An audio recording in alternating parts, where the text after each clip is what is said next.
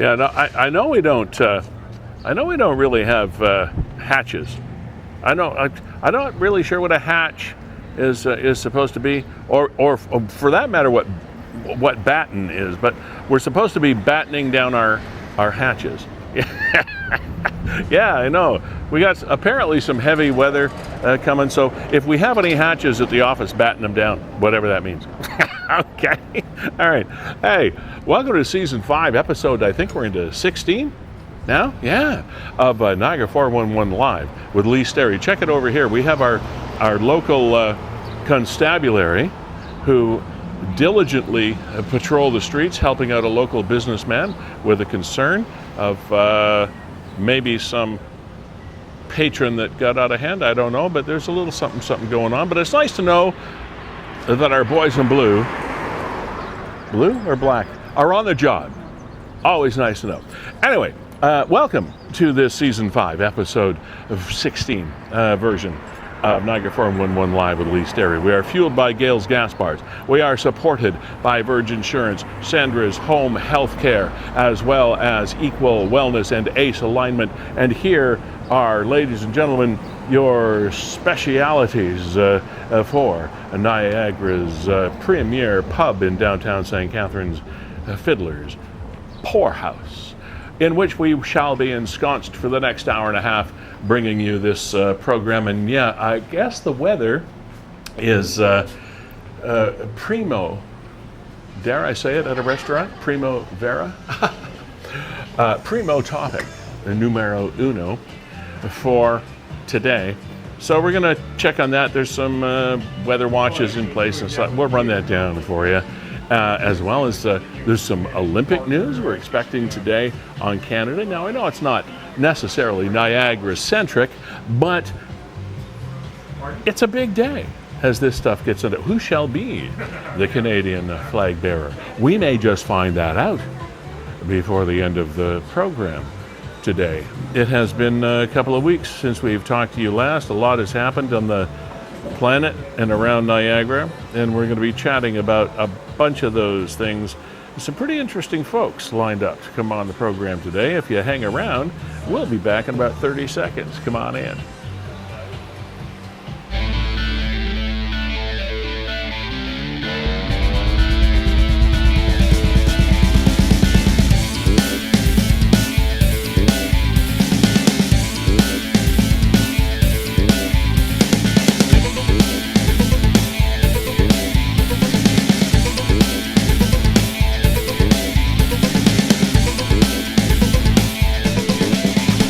Ladies and gentlemen, here we are, as I mentioned, in the bodacious Fiddler's Poorhouse, 149 St. Paul Street in downtown St. Catharines. That's Kevin Jack, our executive producer, co-founder of WeeStreem, Canada's premier streaming service. We'll be talking to him more about that as the program goes on. And you can tell, just since we walked in from outside, that there is a dimming of the atmosphere. The dimming of the atmosphere is not just because of these glasses, which I shall get rid of, but because the skies are darkening around Niagara. And just over the last 20 minutes or so, we have had a new severe thunderstorm warning issued by Environment Canada for the Niagara region. And you see that weather map flowing through right now, and that storm system coming through Jordan and Stony Creek and Grimsby, etc. And right as it just hits the tip there of right where Port Dalhousie sits on the south shore of Lake Ontario, as that storm system moved, as we just showed you there on the screen, right like here, is it's starting to come right across. What is the time frame for this video, Kev? So I'll show you. This is now. That's now? This is where we are now. Okay. It's 12:10, 12:20, 12:30, 12:40. So, I mean, you're into Grimsby, Beamsville area. Okay. And then by 1:10, 1:30, I mean, we're just getting hammered in St. Catharines. Right. So just about the termination of this program. So between now and the end of the that's show, which 3 is like o'clock right there. There's 3 o'clock in the afternoon, just getting pounded through St. Catharines. Niagara Falls is going to get it too, but more of the More 4 o'clock, 5-ish, and kind of the tail end. Yeah. So anyway, as I was talking to the staffer there on the phone, if you have hatches, batten them, whatever that means. I mean, we know what it means. It goes back to the old sailing days where you had the hatch of the ships, etc., and you had to lock them down because you were going to get a storm and that sort of thing. So, But yeah, it's a coming, and I don't like those red spots. no. So I'm There you thinking go. St. Catharines around 1 o'clock. I'm thinking I might not make my tea time at 4 o'clock this afternoon. I might not. So, and I know that's, of course, what you were all wondering, whether I would make my tea time at 4 o'clock. So I had to bring that up. So anyway, we'll keep an eye on the weather because, as we've known for many, many years, Kevin, in the media business, for some reason, the weather is always the numero uno topic when it comes to public interest information. It's always right up there, number one. Nothing even comes close to people's interest in the weather. Hence that TV channel that came out a few years ago, the Weather Channel. The Weather Channel is still around. Kevin, can you imagine sitting actually watching the Weather Channel all day? People do that. Oh yeah, quite entertaining. A lot of people love the weather. People do, yeah. The weather moves the needle. Number one topic of conversation, right? Is the weather. When you run out of everything else to talk about. That's the elevator conversation, right? Not a bad day out there. Oh, terrible day out there. Ooh, look at that rain, eh? What do you think? If you have nothing more interesting to talk to somebody about, it's always about the weather. Anyway, we shall keep you posted. And it's been a couple of weeks since we've talked to each other last. Now, between then and now, we've all been living our summers. I just got off a plane in Toronto last night about, I don't know, I guess it was about midnight our time, having come from British Columbia, and the plane was delayed for a couple hours out visiting family, etc. So jet lag has kicked in a little bit. I think I'm working on maybe 3 hours sleep. So if you just really get tired of me, that's okay. I'm tired of me too. And Kevin, you've been in the pool with the family, and you've been camping and dairy and laking and all kinds of stuff over the last couple of weeks. It's good to see you again. I haven't seen you in a while. Yeah, you as well, Lee. A lot of fun. We were out at Chippewa Creek Conservation Area this past Saturday, Sunday. Competed in a cornhole tournament. Boy, oh boy, do I suck at that game.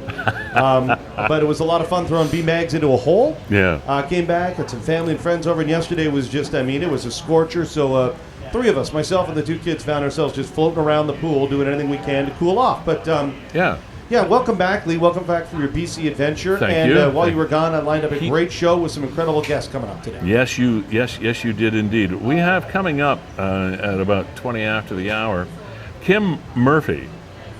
He's a former CFL referee.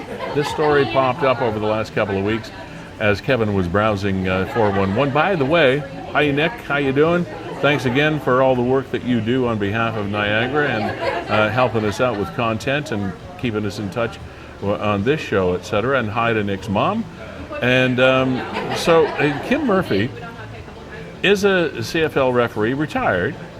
And did you know that CFL referees actually got rings?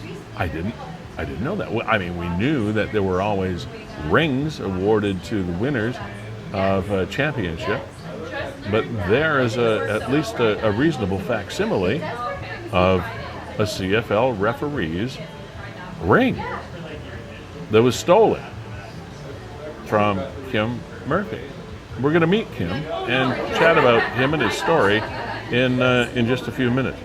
Also, an interesting lady named Erica Davidson is going to be joining us. She is running a company. It's a new company. It's a fledgling company here in Niagara called Plots of Love. And as you see there, very simply, it's garden service for your loved one's final resting place.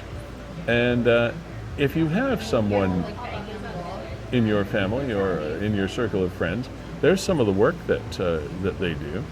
that is resting in a place in Niagara, oftentimes you can visit those folks and you say, boy, wouldn't it be nice if we could do more, or if I did more with this site. And some cemetery sites, as you know, can look a little less than attractive because they get neglected, unfortunately, over time.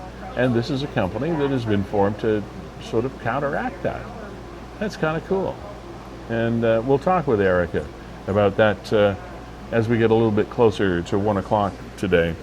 And we've talked with Susan before of African Women Acting, incredible organization here in Niagara. And the African Women Acting Festival is coming around again next month. Only a couple of weeks away, a little more than a couple of weeks away. And we're going to be chatting with Susan a little bit after 1 o'clock today. So that's our lineup of guests today. And I do want to run down once again our sponsors before we get too deep into the program. Gale's Gas Bars, again, our signature sponsor, has been almost from the get-go of this program, family owned and operated for 55 plus years, a Niagara-based petroleum company that always has the community at heart. And believe me, all you have to do is look at the things that they've supported and done in this community over the past 50 plus years, and you know that to be true. They have 11 service stations, full serve and self-serve, 4 convenience stores, wholesale fuel delivery, home heating delivery, oil, lubricant delivery, one-stop shop call for all your petroleum needs in Niagara.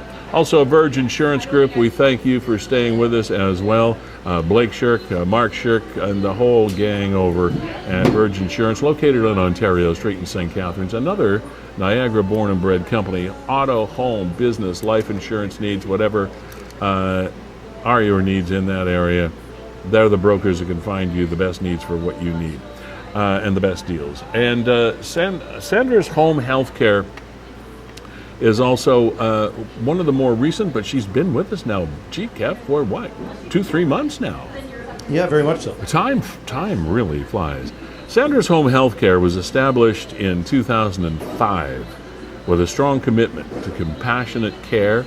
They take immense pride in providing clients with dignified support services that enable them to remain in the comfort of their own homes for as long as they desire. And we all know how that is so important as our population ages, our friends and family. And they really do care about this stuff, and they match their care workers with the clients, and certainly worth a call if you have ever any need in that. Also, Ace Alignment, we thank you for being here again. I can't say enough about family-owned and run and local businesses in Niagara, because that really is the heart and soul of any financial center in a community. Janice Purpry and her family has owned this for so many years. Very close ties to the racing community through Merrittville, otherwise, as well as the Ace Alignment services, specializing in wheel alignments and brakes and suspension and front end repairs and oil changes and servicing all makes and models of vehicles. The two guys whose names you want to remember when you go in there, you want to talk to Darren or Matt. Darren is the head mechanic, Matt's the senior mechanic, and they can tell you the differences between those two. But both these guys really know their stuff. They're on North Street in St. Catharines, just behind the Niagara Regional Police Service station and right off Geneva Street. So thank you all for being here. Kevin Jack on your screen on the right-hand side, executive producer of the show, co-founder of WeeStream, Canada's premier streaming service. Kevin, you and I haven't chatted. They think that you and I spend a lot of time doing this show, and we do. It's just that we don't need to talk so much because we're just so darn professional. And Lee, I'm just poking out. I mean, it's true to what the radar was saying. If, you look behind you there. I mean, it is not pretty outside. I can't see behind me, but you know what? Oh yeah, it's looking ugly, eh? Let me. I'm just going to do something here, and I'll grab that camera. We gonna walk out? Yeah, and I'll walk out and just show you what the sky is looking right now. Okay, so just to bring you up to speed, let me do this quickly here. And as Kevin's taking that walkout, I'll do a rebrand here. You won't be able to see this, but I'm looking at it myself. And Kevin's doing a walkout like he does at the beginning of the show when I'm out usually talking to my staff. But 2 weather alerts are in place for our area. I'm reading this off the Environment Canada weather site right now. There's the kind of, that's an angry looking bank of cloud cover. This is over St. Paul Street in downtown St. Catharines. And we have yet to actually hear where we are in that location you're looking at right now. We are yet to have the thick of things, as they say, that we're expecting. Now, the world is not going to end. It's just going to be another storm. But as interested as people are in what's happening with the weather, we're trying to keep you up to speed with what's going on there. Yeah, those 2 weather alerts are in place, as well as a severe thunderstorm warning. That's also there. Meteorologists are tracking a line of severe thunderstorms capable of producing very strong winds, P to dime-size hail. Now, I don't know how they figure that out. Inquiring minds like mine want to know, how do the meteorologists know that the hail is going to be either pea-sized or dime-sized or golf ballish, as happens in some places? I'm not sure how they figure that stuff out. Torrential downpours with 50 millimeters falling within an hour are possible. Now again, there's nothing definite about this. Strong winds gusting up to 90 kilometers an hour are also possible. The time frame? Late this morning. Well, it's already past late this morning. We are into early this afternoon.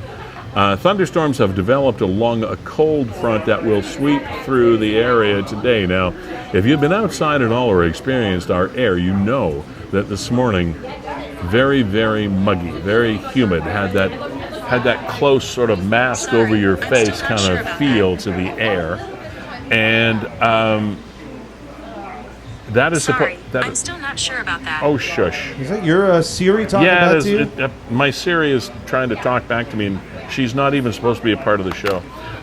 Anyway, but the upside of what we're expecting weather-wise here today is the fact that that thick mask over the face kind of humidity mugginess is supposed to break as well after this front goes through, so your air is supposed to be a little bit fresher than it is right now.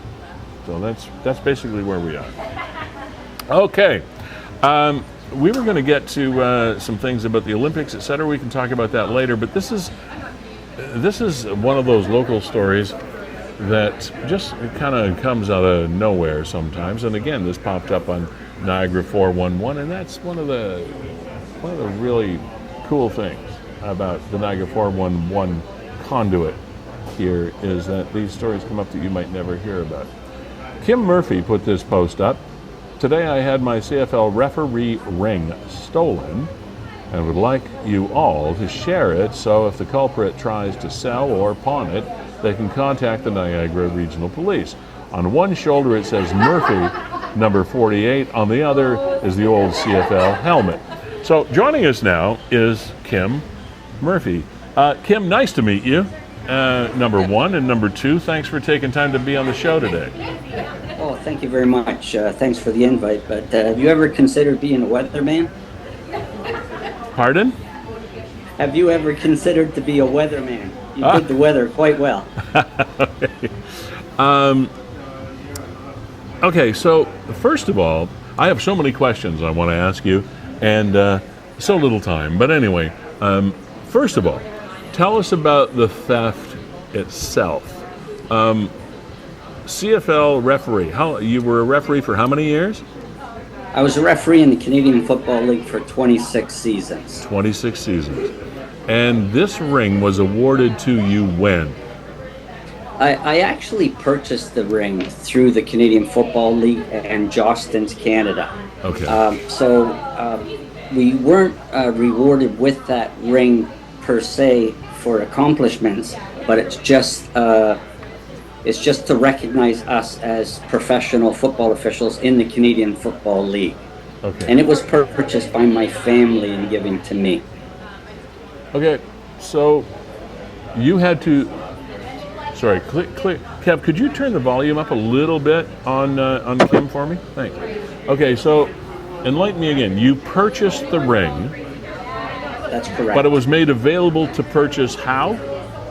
Only exclusively purchased to CFL officials, CFL referees. Okay, and you purchased and it from only who? after you've been in the league a certain amount of time. Gotcha. Okay, that was kind of what I was going for here. So, and you purchased the ring from the league. Through the league, through Jostens Canada. You see, I had 486 games in the Canadian Football League. Wow. So I have a lot of experience on the field over the years. Okay. And 9 Grey Cups. And how was this ring stolen from you? Well, it was a break-in in a house in Grimsby. They forced their way in through patio doors, and the only thing that they stole was jewelry. Necklaces, earrings, bracelets, and my CFL ring. So there was quite an array of jewelry stolen. Were you home at the time? No, I was golfing and came home to find that the house had been broken into. Okay. And in what area do you live? I'm not looking for your specific address, but in what region? Yeah, no, it's the incident took place on Main Street West in Grimsby. Main Street West in Grimsby, okay. Yeah. So did it seem like these people that came into your home knew what they were looking for? Do you think they knew you, or was it just a crime of opportunity? You know, I think it was just a crime of opportunity, honestly. The area they came in is kind of secluded, and they were protected probably from view, and came in and they didn't ransack the house or anything. They just specifically went to the jewelry and they took everything. That just seems, that just does seem like they are after just one thing, but I agree. Did they search through? They must have searched through. If it was a crime of opportunity, I guess what I'm getting at is if it's that targeted, it almost seems like they knew where they were going to look. Well, where do you keep your jewelry at home? Do you keep it in your bedroom? I'm not going to tell you, but yeah. But I just thought you might want to let the cat out of the bag. But I would guess most people would say yes, it's somewhere in your bedroom. Yes. So they would Well, maybe if you kept it in the kitchen, they wouldn't look there. Behind the ice cubes under the frozen lamb chops. Yeah. Yeah, exactly. Don't put them next to your favorite cookies. But did they look in other bedrooms as well? Could you tell that they'd been through the house? No, they didn't go through the house. There's 2 dogs in the house, and that bedroom door is closed to keep them out of there through the day when we're not there. And that door wasn't opened. And as I said, they didn't ransack the house. They just went through drawers, left drawers open. And the only damage that was done to the home was the forcible entry at the rear patio door. So you figure that they were just targeting anybody, not specifically you. Did they break into any other houses, any of your neighbors' places? We're unaware. We have kind of a chat group with the houses in the area, and nobody's seen anything, and nobody else was targeted on that particular day. Okay, so I'm assuming the local police force or constabulary has got this on their docket of open cases. I'm assuming they're looking into it. Have they told you that usual statement that, well, unless somebody comes forward that knows what's going on, these are kind of tough cases to crack? Very, very, very tough. The only difference about this one is that this specific piece of jewelry has the markings on there with my name, my referee number related to the Canadian Football League. So they've alerted the pawn shops and the local goldsmiths in the area and so on and so forth, just to make them aware that if this piece of jewelry should cross their desk, they could call Niagara Regional Police and let them know. So that's what's really unusual about this. Outside of that, you're right. Like regular jewelry, everyday jewelry, even high-end jewelry. Tough to find. It's tough to find, Yeah. Because people melt it down, and there are those, to use the cool talk that they do in Hollywood movies, there are fences all over the place that can figure out how to move jewelry through the system and get the cash done or melt the gold or take out the stones of rings or whatever it is. So it's a pretty tough crime to solve. Well, we wish. Now, go ahead. I did send some images through to Kevin of a colleague of mine's ring, which is almost exactly like that. And we've been showing, just so that you know, Kim, you can't see it right now as we're talking, but Kevin has been putting those up on the screens as we've been talking. Very good, and I appreciate that. I appreciate all the efforts that you're making to help me get this back. We had an official out in Calgary many years ago go through a very similar circumstance. And by doing what we're doing today, he retrieved his ring back. And as I said, and when you have a chance to have a look at the show later, you'll see that we have been putting these images up on the screen so that people know what to keep an eye out for.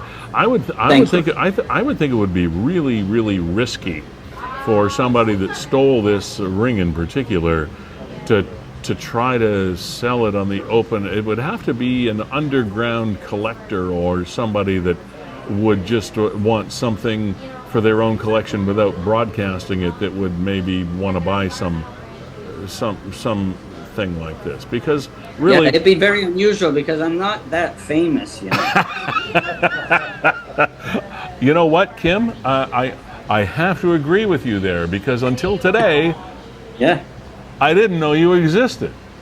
Well, you know what? That's not a bad thing when you're a referee, because that's what we want to achieve when we're on the football field. We want to go unnoticed. We want to go through the game and not impact the game. And you have just provided me with a wonderful segue into some other questions I have to you. So you were 26 seasons, I believe you said you were? Yes, sir. As a CFL referee. How does someone become a CFL referee? How does that happen? Well, at 10 years old, I moved to Grimsby from Toronto, and I lived here now for 53 years, so I guess you could figure out how old I am. But I played football as a little guy, and I was little. And I played it in Grimsby, and then I was too small to play any longer. And one day, I was wearing my football jacket, standing on the sidelines at Grimsby High School to watch a little Tykes game, minor game. And there was one referee out there. His name was Bob Boychuk, and Bob comes over to me on the sideline and says, "Listen, I see you play football. Could I give you a flag and a whistle, and maybe you could come out and help me? I got my jeans on, because this game's going to get canceled." So he gave me a flag and a whistle. I went out there, and I thought, wow, this is amazing. I could be part of the game, and I don't have to take a hit. So I thought, this is terrific. So I did go out there. And then at the end of the game, he thanked me very much. He told me that we would have a clinic for football officials coming up next fall. If I was interested, to contact him, and I did. And that's how it started. If I hadn't been standing on that sideline, I'd never completed 26 years in the CFL. I would never have been in 9 Grey Cup games, and so on and so on. And I was on the field for some very memorable moments throughout my career. What's the best? Give me a couple. Oh my gosh, how about the first All-American Canadian Football League game? Okay. Sacramento, California against the Las Vegas Posse. Anthony Calvillo. Anthony Calvillo is he has the record for yardage for a quarterback, passing yardage of any quarterback in professional football, NFL, CFL. I was on the field for that game too, in Montreal, when he surpassed that mark. Louis Passaglia, the leading scorer in the CFL. Louis. In the 2000 Grey Cup game, I signaled his last 3 points. Wow. It's amazing. I've had some amazing contests. Like probably the most exciting contest I've ever done. You've heard of the 13th man syndrome in Regina. Absolutely. Of course, too many men. Well, that following year, the league opener was on Canada Day, and it was a rematch in Montreal and Saskatchewan. Went into double overtime. And they had 13 men on the field again to extend the drive, which tied the game. And, you know, it's crazy, but I have so many memories from the field and seen so many great players, you know, Doug Flutie's, you know, just so many players that were just amazing. Kim, referees or officials, regardless of whether they call them referees, depending on the sport, are either heroes or bums, much like the players are in any given game. There are calls that everybody figures you got right, and there are calls that everybody figures you got wrong, and depending on the tensions or the rivalries of the teams and the communities, etc., it's kind of like almost every day that officials are officiating any kind of sporting contest, but football sometimes seems to be football and hockey seem to be the most intense. It's hard to get it right. It's hard to, you're going to be pissing somebody off every day. So how do you deal with that? How do you, is it like a duck, you just let it roll off your back, or what do you referees and officials talk about off the field about that kind of environment that you live in? Well, that's a very good question, because if you let it get to you, you're not going to last very long, first of all. It's critically important that you go out there, you do the best you can, you only have one angle on the play, you call it as you see it. It's a fast game, as hockey is even faster, of course, but it's a very difficult game. And with the inception of replay, we look at replay as our friend. And we're under the highest level of scrutiny ever in sport, in all levels and all types of games. Just with the technology, the super slow motion, the zooming in, the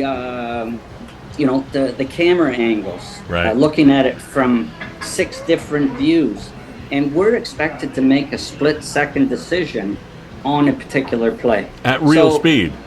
At real speed, yeah. And with the inception of replay, I've seen officials go into a shell after they've had a call overturned on the field. And we have to really build that official back up, and we have to make sure he's in there, because we're only as good as our weakest link on the field or on the ice. So it's critically important, because you think about it, you just made a call that brought back a goal that would have won a game in the 7th game of overtime in the Stanley Cup final, and they bring that back. Well, because you made an error. How does that official get over that? You have to have the right mentality and the mindset to overcome that. You bring up a really interesting point, which leads me to sort of a post-career question, in that I talk with this about with broadcasting comrades often, is the fact that to this day, I will have what I refer to as like PTSD type dreams about, or nightmares, if you will, about the broadcast business, things happening in a radio studio or something that I don't know why it happens, because I'm not haunted by it, other than every now and then in the middle of the night. Do you guys have the same thing? Do you relive things or situations that kind of keep you awake at night sometimes? You know what? Yes, and that's a great segue, because I come from an emergency services background. I was a fire captain downtown Hamilton for almost 32 years. Wow. And I did suffer from PTSD. But to answer your question, we do leave the field and think about those things in the game. And I can't sleep at night until I go back and look at that game and look at plays from that game to clear my mind so I can rest peacefully. Wow. Well, it's amazing. So it's amazing that you still have that ability to do that. Oh yes. Oh yeah. Yeah, for sure. So your day job, as they would call it, was a firefighter. That's right, and that's real life. And a game a sport, even played at the professional level, is still a game. And what we do on the street as firefighters is real life, and you're dealing with real life situations and real life decisions compared to a game, which is still just a game. Personal question, a couple personal questions. First of all, I would have thought that someone with your kind of experience and pedigree and dedication and commitment to the CFL as an official, that they might have awarded you a ring and not charged you for it. But what did what did you have to pay for it? They don't make a lot of money. What did you have to pay for it? Back in the day, it was probably around the $1,000 mark. It's like 35 to 40 grams of gold. Okay. Yeah, so it's significant now, worth quite a bit of money.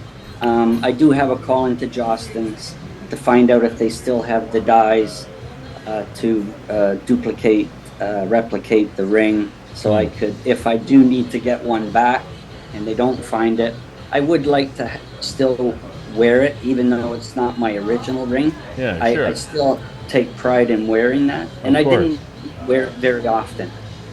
Now, and another question, I know I try to ask questions that I think viewers and or listeners would ask if they're listening to a show like this. The other question is also a monetary one. What do CFL officials get paid, and how do you get paid per game, per season? How does that work? That's a good question, and that's public knowledge on the internet. But when I left the field at the end of the 2019 season, and as you know, 2020 there was no season, right? Because it was canceled. Yeah. I was making the top level money as a crew chief, a head referee. I was making $1,800 and change per game, plus an allowance, an expense allowance, which was about a couple $100. Okay. I'd be away for maybe a couple days, 2.5 days. And I would get paid on a bi-weekly basis, as most people do, and I would get taxed on all that. Okay. Now, honestly, we didn't do it for the money. But I'll tell you something. When I broke into the league in 1994, I made $300 a game. The season before, and that was during the expansion, U.S. expansion, and that drove it to $300. It was $185 a game. It went to $300 a game because we had American officials working with us, and they were doing Division II, Division III college football in the States, coming up to work a professional league, right, to kind of pad their resume. And I got to tell you, it didn't hurt them, because out of a staff of 53, 21 of them were Americans, and 7 of them went on to work the NFL. Wow. And every one of them worked the Super Bowl, or more than one. Very cool. Very cool. Yep. And now your employers on the emergency services side of things must have been pretty understanding, because you got a little bit of travel. There must have been a little bit of conflict there. Yeah, that was up to me. If I was scheduled to work, I had to find a suitable replacement for me. It was just a shift trade. Oh, okay. And I coordinated that all myself. I did have the support of my employer. Yeah. I was always, when I did my job to the best of my ability when I was there, and they knew that. And I didn't let it affect my work performance. So I had the full support of them. What an interesting career, interesting... 2 careers. Life, yeah. And we're hoping that we twig somebody's conscience to come forward, and even if they don't return anything else, at least get you that ring back, because that's sentiment has sort of a priceless tag attached to it. Mm-hmm. And we really hope that we can at least through this serve a little bit to help get it back for you. Well, I appreciate all your efforts, and you'll be the first one, or maybe the second one, to know that I got it back. Okay, and it's been great talking to you about something that I know a lot of people have had questions about across the board when it comes to the sporting world. Officials and people love to hear backstories of what it's like in real life in sport that we are also attached to over the years. And we thank you, Kim. We thank you for your service on both sides of your fence, both on the emergency services firefighter side as well as what you call real life, as well as our sporting world. So thanks for being here. Thanks for being you, and I hope you get it back.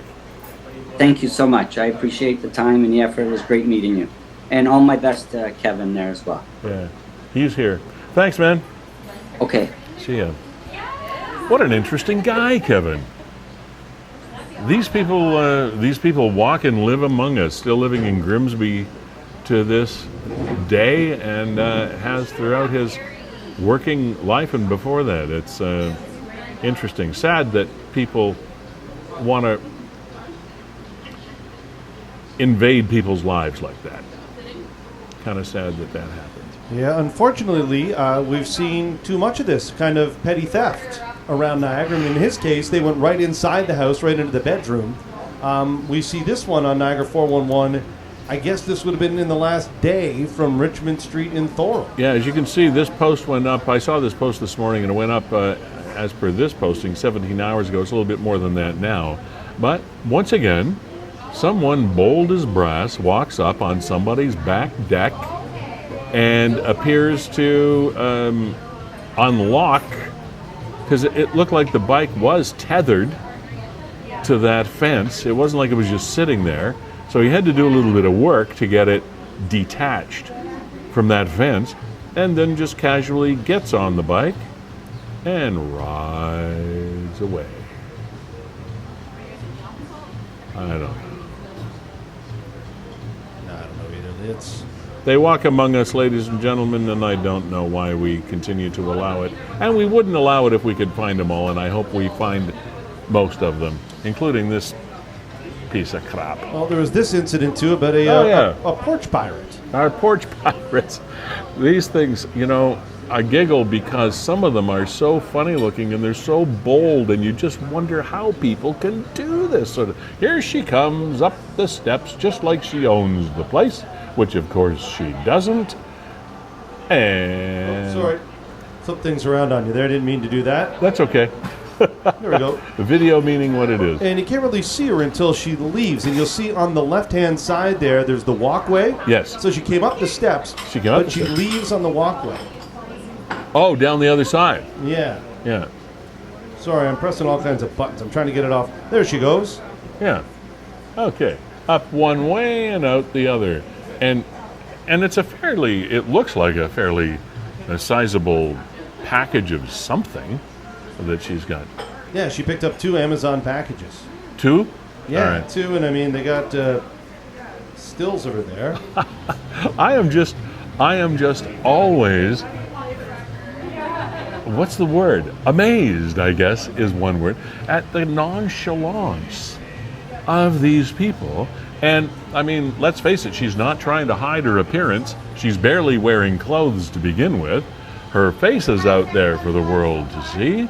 And in this day and age when you can pretty much bet that a lot of people have porch or doorbell cameras or some sort of surveillance garage, whatever, and she just nonchalantly walks up on the porch and walks over to the door and takes what Kevin says are 2 packages and walks down the other side, and off she goes.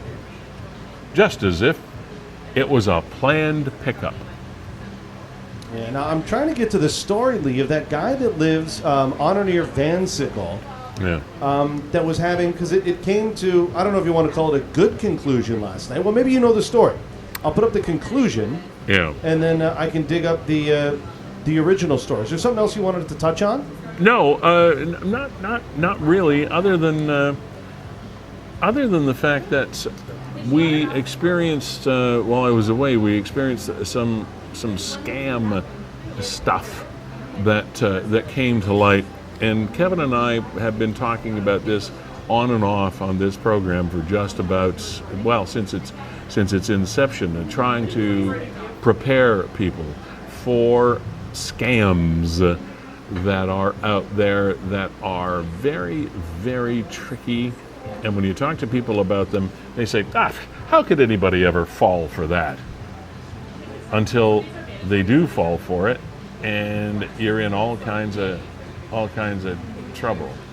And there was another one that came to light when we were away, of these people that will. One of the big things that I want to touch on, where I was going with this, is when you're on your computer and you get an alert that your system has been compromised.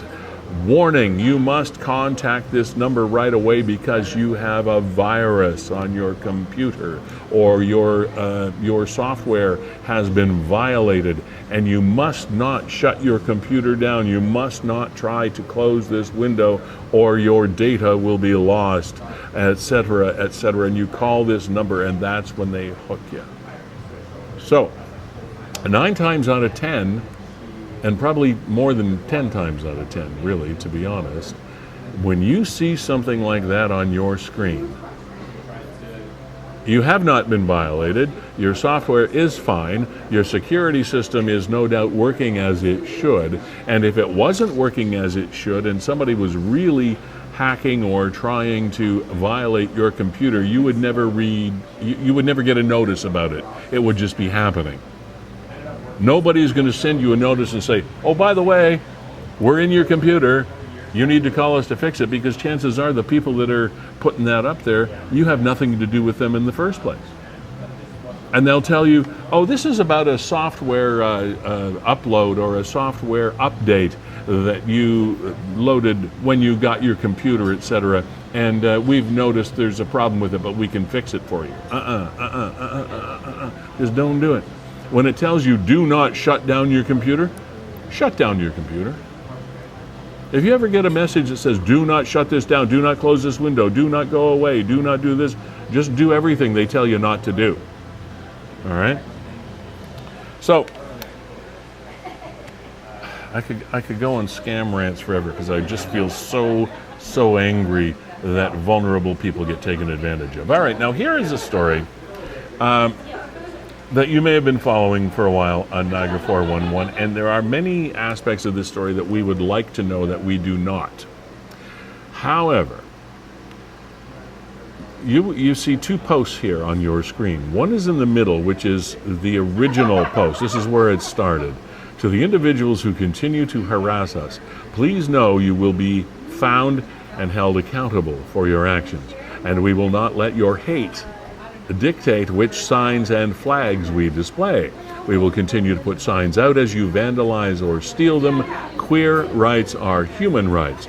Further, we have included better photos and further identifying information to the ongoing harassment. Please feel free to share this post, as we're pleading with the public to help in identifying these individuals. And they go on to describe these 2 guys.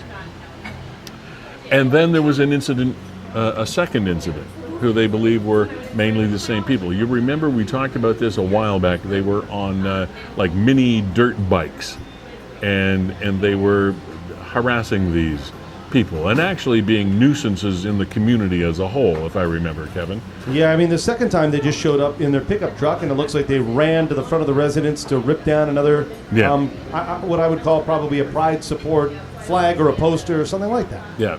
So now let's flash forward to the post you see on the right-hand side of your screen. This is an update of that situation. On behalf of our family, I would like to thank the Niagara community for your support, especially those from West St. Catharines. Thanks to your help, we were able to identify and locate the teens involved in the incidents that took place at our home. The parents and their teens have since come forward and attended our home to apologize. Our family is working with theirs to mend the wounds. They are open to learning about the LGBTQ+ ASUC community and our family's journey. While the teens made poor and illegal choices, they deserve a second chance, particularly given their willingness to apologize in person and etc. So, Kevin, to a little background for the people that are watching this program. You had as many questions as anybody else that has been following this story as to what really was going on. And you reached out to the family that was affected by this, the victims of this original vandalism and attack, etc., because we wanted to get some background and some understanding of the emotion and the issues behind what was going on, and perfectly within their rights to do so, they decided to not come on and talk to us about it. However, it's a topic that we felt is a pretty deep one in our community, and it would have been interesting to be able to know exactly what kind of things were done, why they were done.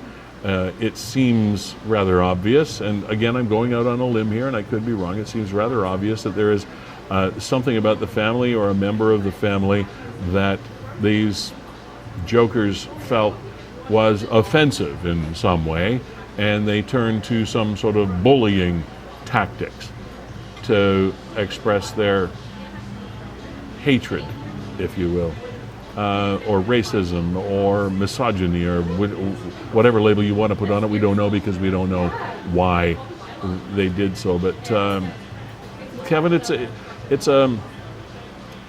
kind of shining a dim light on a very, very big topic, and we would have liked to have been able to shine a bright light on it, but not to be, apparently.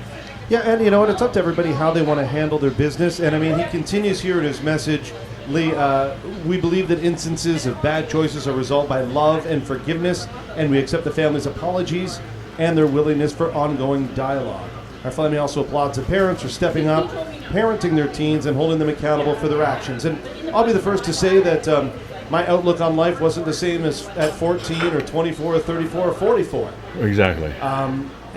So these kids hopefully have learned a good lesson, but obviously there is still some bigotry and some hate underlying in houses right across Niagara, and houses that you would think would otherwise be welcoming and opening to Indeed. people of all whites and all gender fluidity. But But obviously some people still want to focus on hate. So we feel badly that this family had to go through this, but on the flip side of that coin is also a feel-good story in the fact that the perpetrators of this, the teens, and I think almost more importantly, their parents, got involved in trying to mend fences, to use another metaphor, in this situation.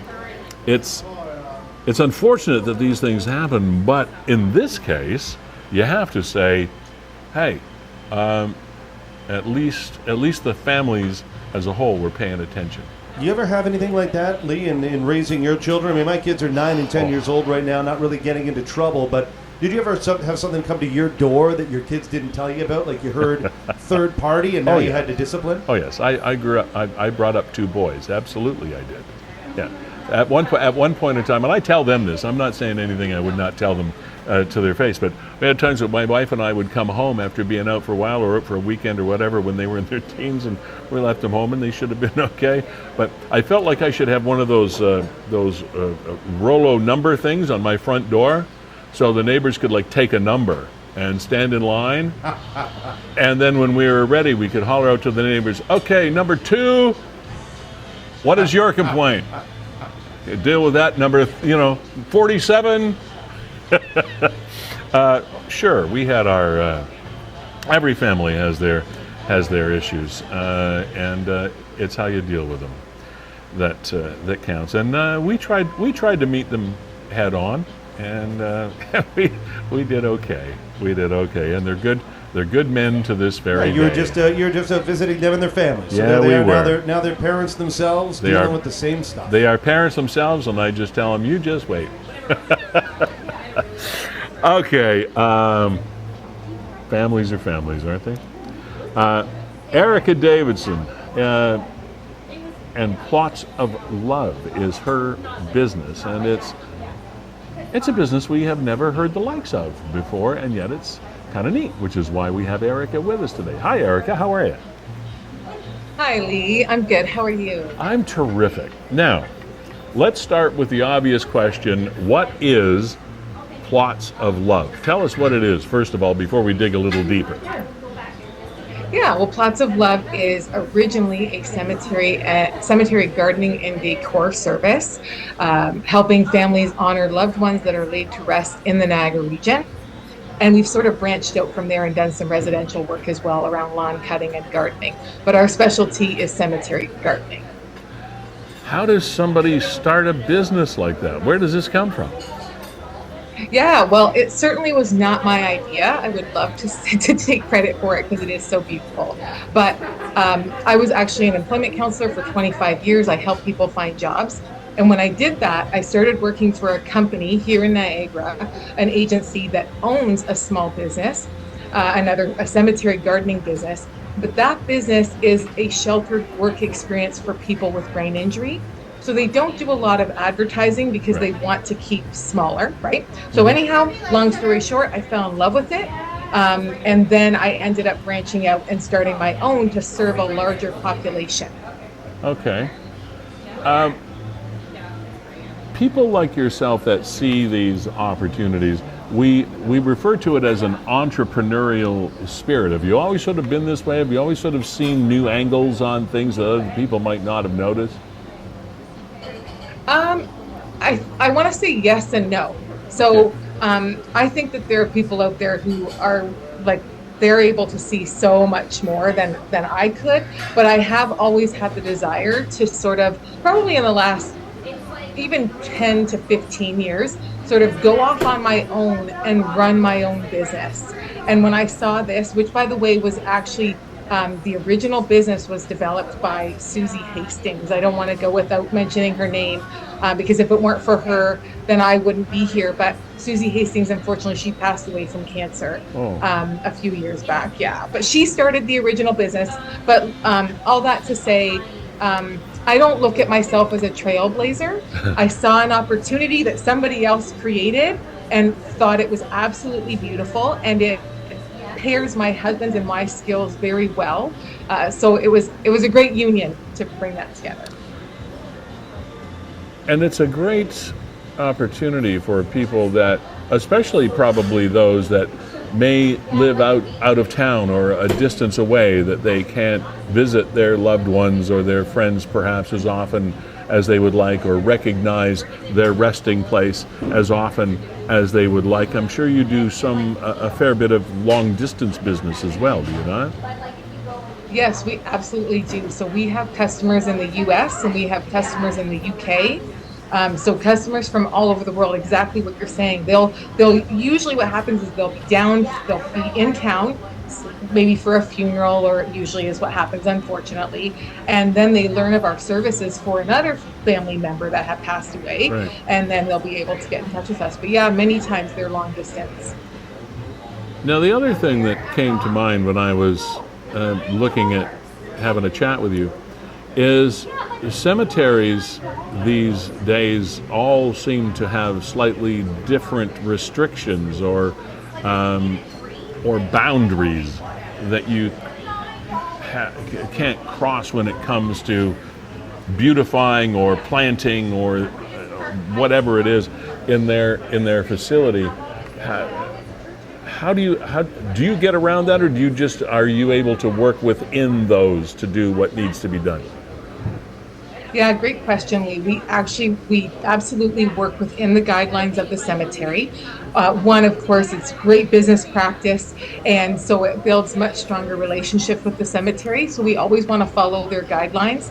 That being said, there are cemeteries who don't even allow personal gardens in them as well. Right. Yeah. So people need to be aware of that, right? And we will always let people know, like, we couldn't even service you there because they don't allow that. They have other options there. But for most of the cemeteries in the Niagara region, they do allow gardens, but like you're saying, they all have different rules. So in the Niagara Falls cemeteries, who we have a great relationship with, we have to use a concrete block edging or a brick edging, a natural stone in those cemeteries. But it's very different at Lakeview Cemetery, you have to actually use a soft edging. You're not supposed to use the block edging.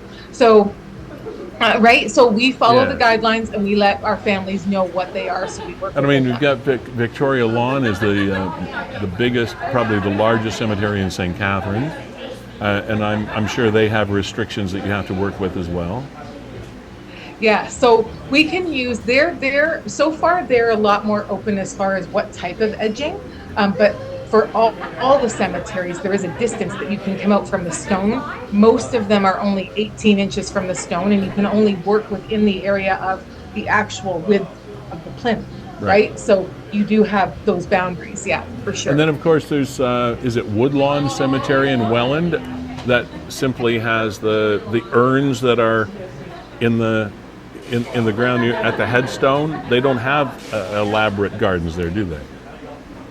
Well, there have been a couple. Now, unfortunately, I haven't been able to. I don't have a garden. We don't have a garden at Woodlawn. Okay. We do have. We have had gardens at Holy Cross Cemetery, which is just diagonal from that. Okay. And they allow the gardens. I only know of a couple of gardens that actually do exist in Woodlawn. And I can't recall their regulations. I spoke with them so long ago. That's all right. I realize that so many of these places have different things that they do, but and that's kind of what I wanted to get to, is the fact that you make sure that you're not doing anything that somebody's going to pay for that's going to get ripped down tomorrow or anything like that. That's right. No, absolutely not. So do you have also people that you do on a regular basis, or is it sort of by an event type thing? Yeah, so we actually have very flexible services. We want to work with the families however they would like to have services done. So we offer a full service package. We can offer partial service. And so for instance, we have a family right now that we installed the bed. They planted the flowers and they go out and water most of the time. We only water once a week. Okay. So, but most of our families do prefer the full service because, as you say, they're choosing us because they can't get there because of location or physical ability. Now, do you do the seasonal thing too, like Christmas treatments and Easter treatments and those kinds of things? Yes, we absolutely do. We actually offer a theft and damage protection program with our service because we realize that most people are leery about even putting anything out there for the sake that the simple fact that they may get stolen. Thankfully, in the 7+ years that I've been doing this, one with my own company and then with the other, I can honestly say that that's never happened to me. However, so we stake them in really good, and then you pay a little bit more on our end because we place them for you, we collect them for you, we store them, and we replace them if something happens to them.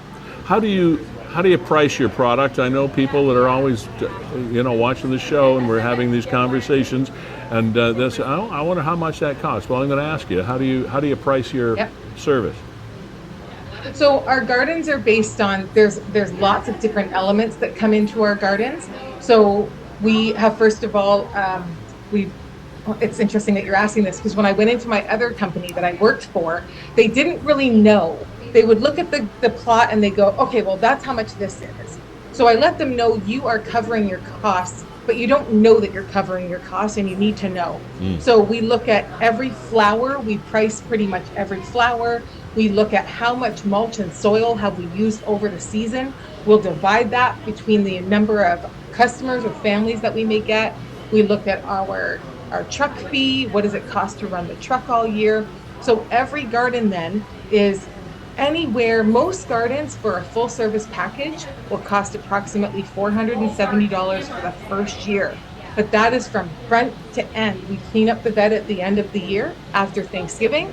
We maintain it. And then the following year, that fee actually drops because the bed has been installed. Oh, okay. It drops by $100. So the following year, if you decide to renew, you're looking at about $370. That's for a medium-sized garden, which most gardens fall into. Cool. Well, thank you for the information. I think it's a creative service, and I wish you well with it. It's very, very cool that you're here, Erica Davidson. Lots of love, founder. What's the best way for us to contact you, Erica? You can call or text at 365-880-5683. You can also email info@plotsoflove.ca. Awesome. Thanks for being here. Thanks for your time, and thanks for yet another creative Niagara business. It's very cool. Thank you. Thank you so much. Take care now. You too. Speaking of Niagara businesses, I was remiss, and I feel badly about this. It just dawned on me that when I was talking about our sponsorships a little bit earlier, I completely, at the end of my list, left out Audrey the foot nurse and her Equal Wellness Services. You've seen it emblazoned on your screen, of course, throughout the program.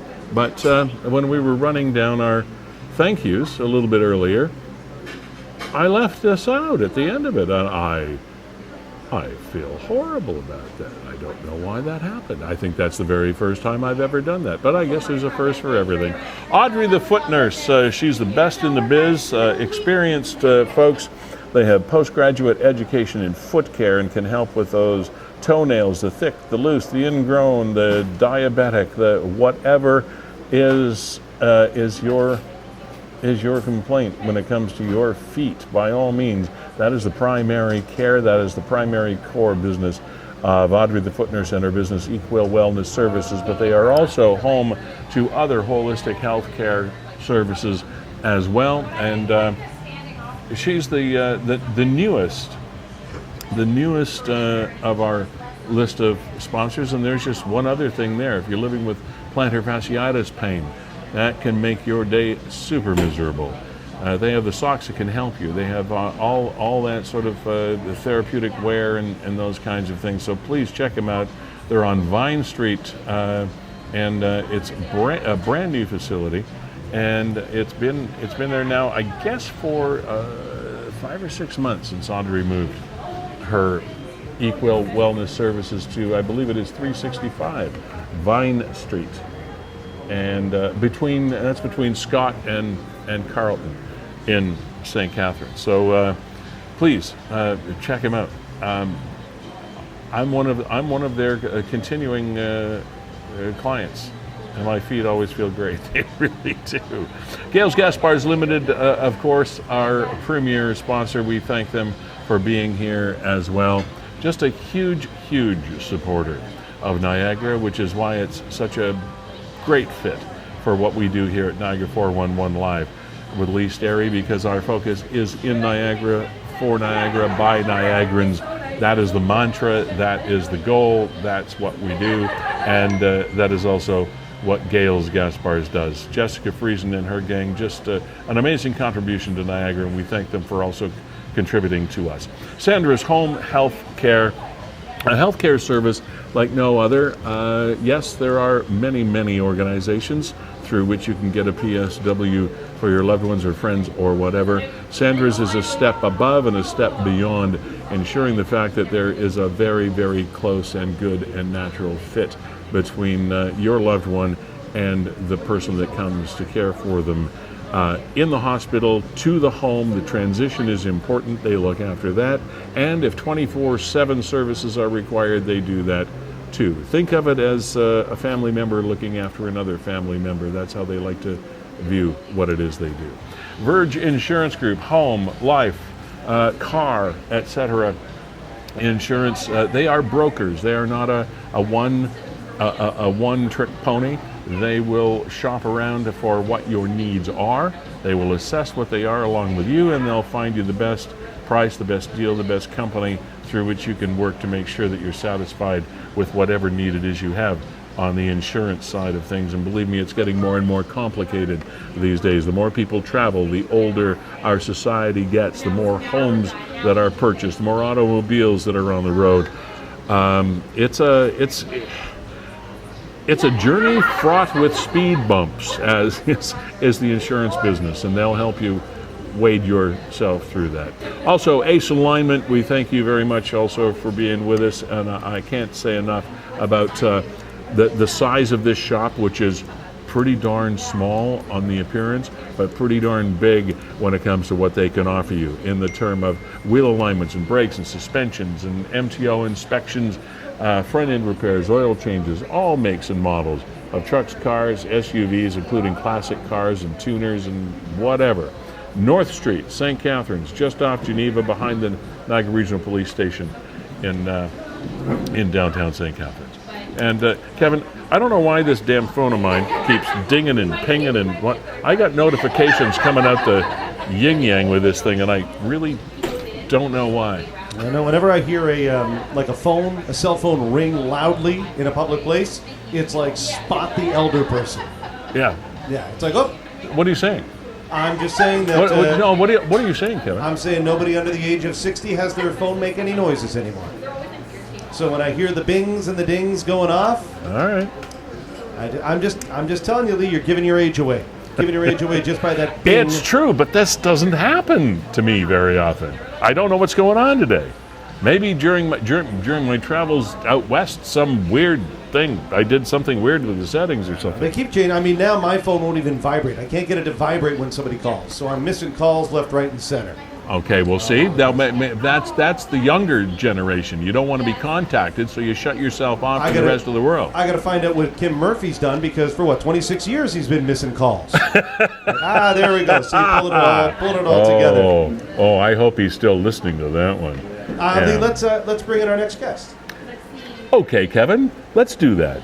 Susan of African Women Acting. We've chatted with Susan before. It's so lovely to have you back on the program. How are you? How are you doing? I am super, super well. Thank you very much. A little, I must be honest, a little jet lagged, but okay. Okay. Good. Where were you traveling to? Well, we were out on the West Coast. We were up in BC visiting our grandbabies. Oh, nice. That is a beautiful part of the country, I hear. I haven't had a chance to go west yet. Oh, you got it. I've gone east, no west. Well, it's funny you should say that, because I haven't been east. I've been east as far as some of the Quebec communities and the Montreal area and things like that, but I have not been to the actual East Coast. And yes. And that's on my bucket list. I feel badly that I haven't been out there and visited the East Coast of my own country, but one of these days, my wife and I have it on our bucket list anyway. So you got to go west. You got to go west. I got to go east. Exactly, you will love it. So that's good. Thank you for having me once again. We spoke back in February, and here we are in the middle of July. Well, ending of July. It flew by. End of July already. So my goodness, it's a blessing once again that you're here. You're always fun. We love you dearly, and thank you. It's festival time again. It is. Can you believe that? No. We are here, festival season. Talk to us about it, Susan. Yes. So we are back at the Oaks Garden, which is great. And we have the once-in-a-lifetime stage. Like, you can't get this anywhere else. Niagara Falls is our backdrop. That's going to be August 17th and 18th. It's going to be amazing. The lineup is tremendous. It is everything from the KLM Company, which is a Bollywood dance troupe. We have the Indigenous group that's coming in as well. We have Afro pop. We have Afro jazz. It is the lineup is amazing. Why do we have this festival, Susan? You know what? It is really to build a community. And that's a part of the reason why I mentioned the lineup, because the lineup is not just one stream. It is for everybody in the community to come out and enjoy each other's cultures and enjoy each other's food. So there'll be lots of food there from different places, lots of different music from different places. It's really to interact with the rest of our community. Of course, the tourists and everybody can join in, but right. You can come out and see all the other. We've partnered with some great community partnerships from St. Catharines and here local as well as Niagara. Some great community partners will be there as well. It's an amazing event to support each other. We'll run down the details of the event itself again before we let you go, but I want to go right now to this question, just in case this is the first time someone's seen you with us or come in contact with your organization. What is African women acting. Yes. So African women acting, sometimes you'll hear it called AWA, is an organization that has a head office in Toronto, but we are based and very active here in Niagara Falls. And we believe in empowering women through the arts. So that's where the woman part comes in. So if a woman wants to be, an actor, a musician, a performer, a visual artist, they have a home, someplace to support them. And, what we found is that it's great to be in show business, but there's business behind the show. So we try to help them to show them how to navigate and become an entrepreneur with your own craft, to be an artist entrepreneur. And that's our goal.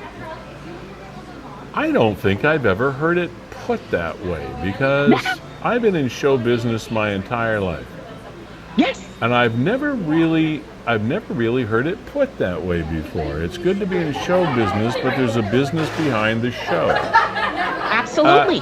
And that was, did you come up with that? Did you just say that? That's my slogan. Yes, that is my slogan. Wow. Business behind the show, because so many times I run into artists that will say, hey, listen, I need an agent. I need a publicist. I don't know what this contract means. And I've been in the business since 2016, and that's the thing. I'd like to impart the knowledge. This is what they mean by the backlight. This is what they mean by what is your rider. So it gives me an opportunity to really help people that are in the business and they're talented, or they have something to show, but they don't know how to market their business. So like any other business, it's a business. That is so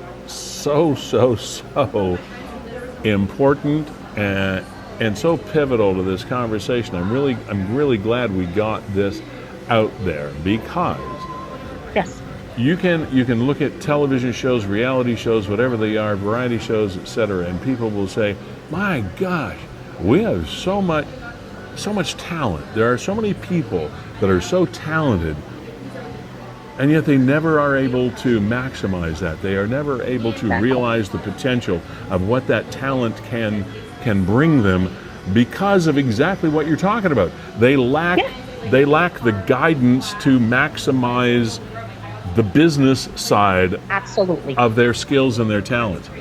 And that's absolutely 100%. That's brilliant what you do. Awesome. Yeah. So yes, so that is it. And incidentally, to kick off the festival, I am hosting a artist development workshop with some of the really great Canadians speakers. A nice panel will be there, and it will be at the African Women Acting Space, which is at 437 Queen Street, and that is on the 16th of August at 5:30. So that launches into the festival, and then the next morning, we begin setup for the festival, which is the 17th of August and the 18th of August. But if someone wants to come out to the workshop, absolutely go onto the website. We have people, production is going to be there, marketing is going to be there, agents are going to be there, Canadian artists are going to be there. They can ask their questions. So important. And that's Queen Street in Niagara Falls, correct? It is Queen Street in Niagara Falls, directly in front of City Hall. That's where we're located. That's where the office is located. If someone needs any assistance in the art and cultural entertainment space, any kind of guidance, feel free to drop in, call us. We're open. And what is that website again, Susan? It is AfricanWomenActing.org. All right. How's Queen Street doing these days?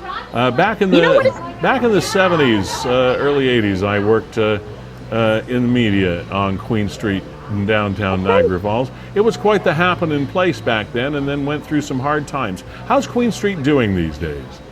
You know what? It's okay. It still needs some help because everybody thinks that Clifton Hill is Niagara Falls. Yeah.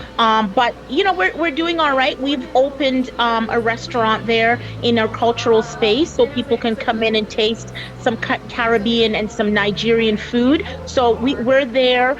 Third Space is still there. Lots of our neighbors are still there and still doing very well. We would love some more traffic coming through and tasting what we have, and just hanging out. But you know what? It's okay. And you have, I would love to see more people.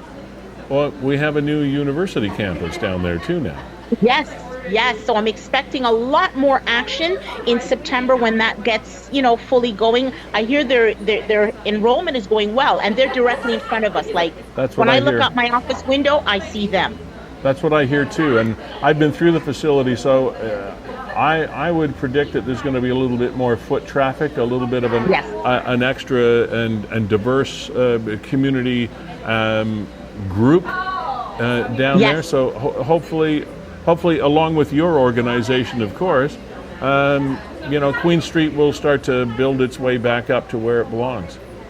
I would love that. I would truly love that. So when they get off the GO bus or the GO train, I want them to be able to walk by and really see a vibrant Niagara. African women acting. Susan, always a pleasure. Thank you again for an update on the organization and what you do, and good luck with the festival. AfricanWomenActing.org, correct? You got it. All right. Have yourself a great week. You too. Thank you so much. Thanks for having me. Oh, anytime. Anytime at all. What a great lady, Kevin. She's just full of passion and energy for what I want to go see her right now. Hey? She's so full of energy and positivity. I want to go see her right now. I know. I should call her every morning, get myself started on the right foot. You just want to have a conversation with her to make you feel better. Absolutely. I feel better right now. No, that's great. Boy, oh boy, we got stuff. This is one, Lee, that I wanted to share, and it was from last Sunday, and some bizarre activity in and around Niagara. But here's the crux of it from the NRP, saying that there's going to be a demonstration in Niagara Falls. Yes.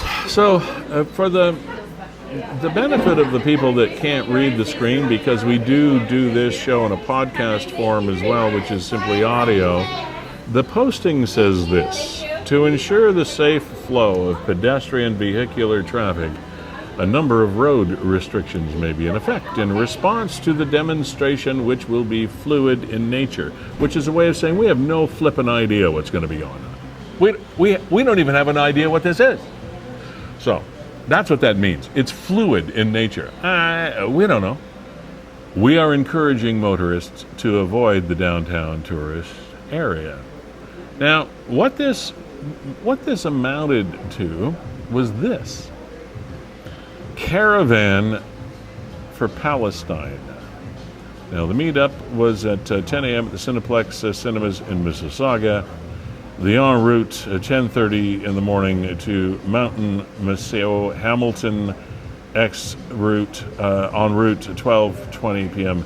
to Niagara Falls. Now, there were some videos taken of this so-called demonstration car rally thingy, and there's a little bit of it right there. I don't know. There's no real context on this. There's no context in any of this. No. But the one that was most disturbing, I think, to both of us.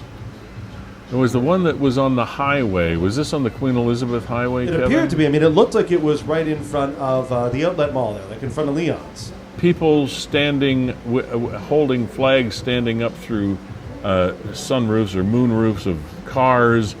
People standing, hanging, I guess is a better word, hanging out of the rear windows of vehicles with flags. There's some of it. You see a little bit. There's somebody hanging out the window there. But look at that. If you look quickly, that's one guy hanging out the back window, another guy out the sunroof, and then a third guy out the front window.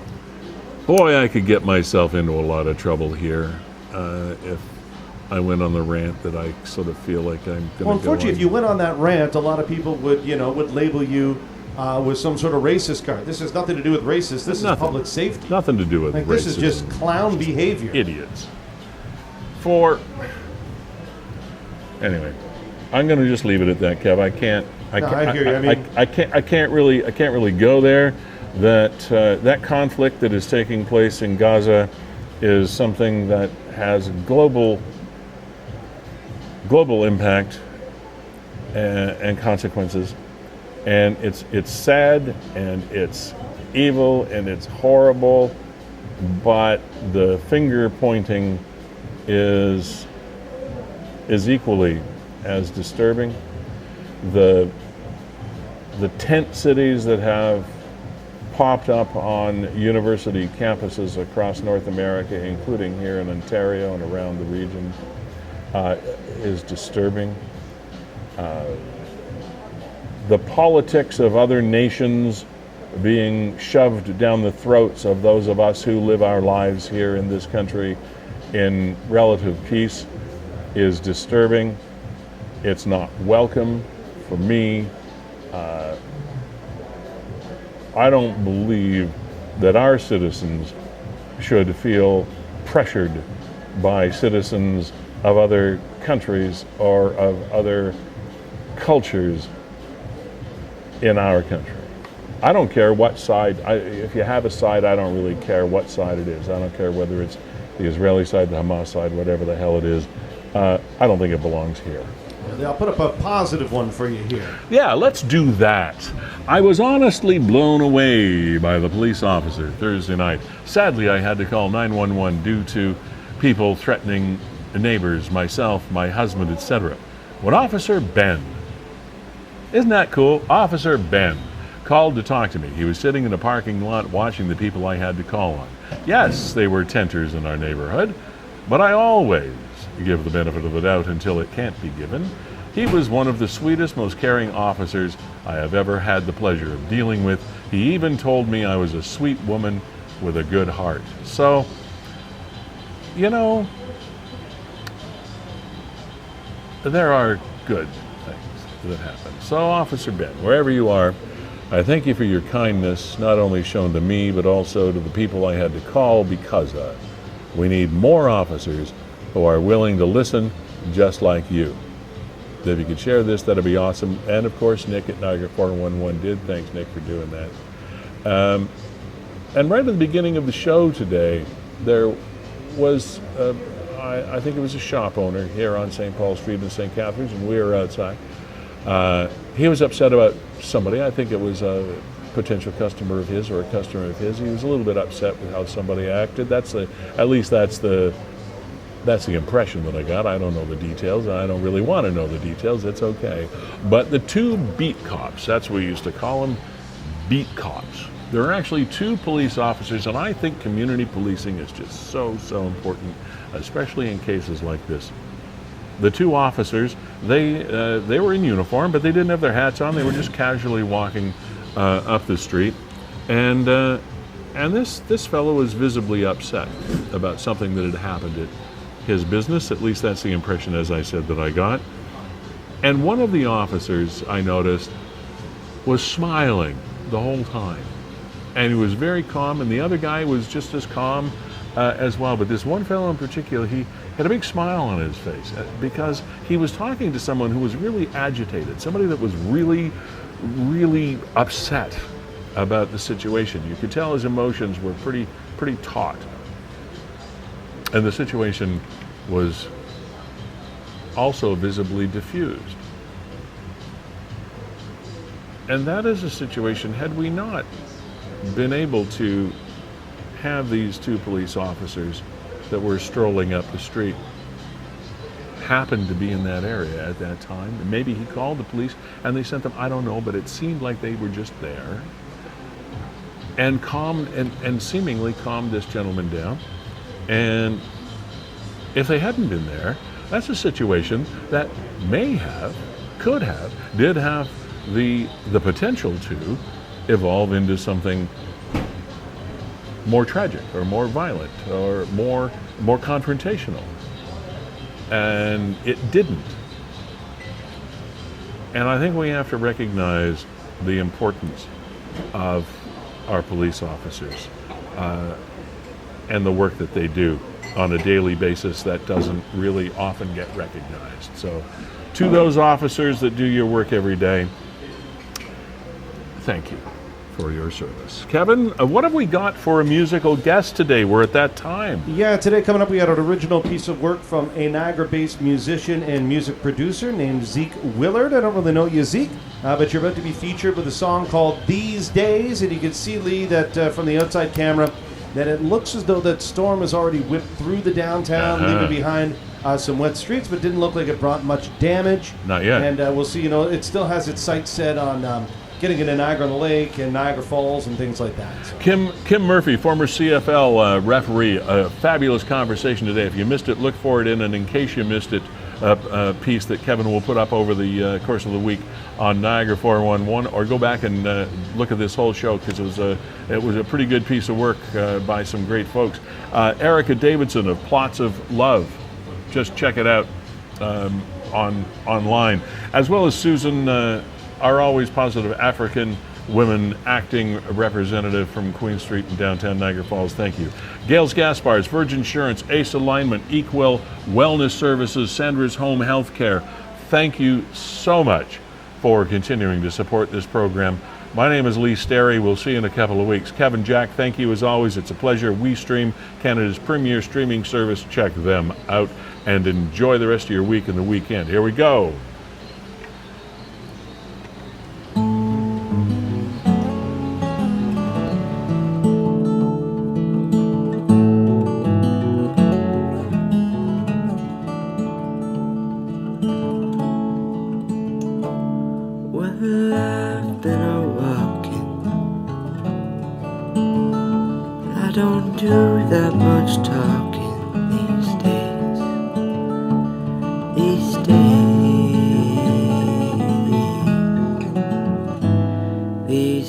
I seem to think a lot about the things that I forgot to do.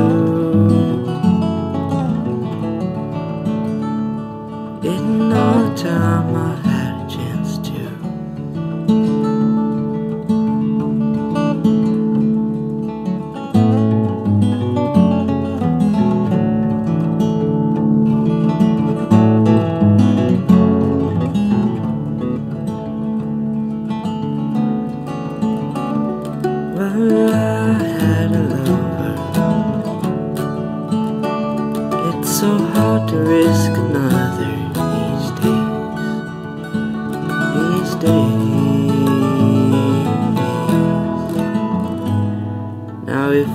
Seem to be afraid to live the life that I have made in song. Well, it's just that I've been losing so long.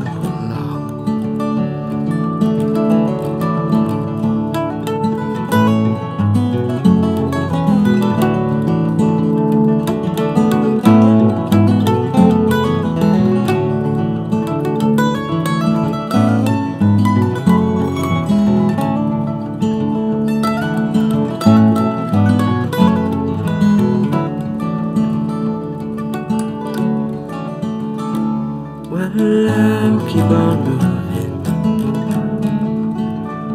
Things are bound to be improving these days.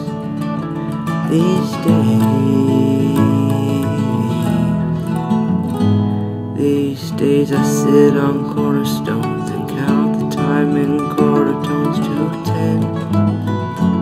My friend, don't confront me with my failures, I've not forgotten them.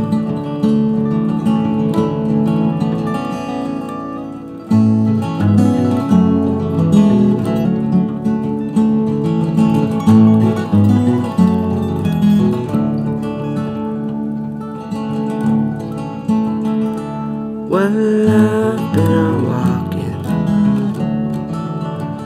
and I don't do that much talking these days.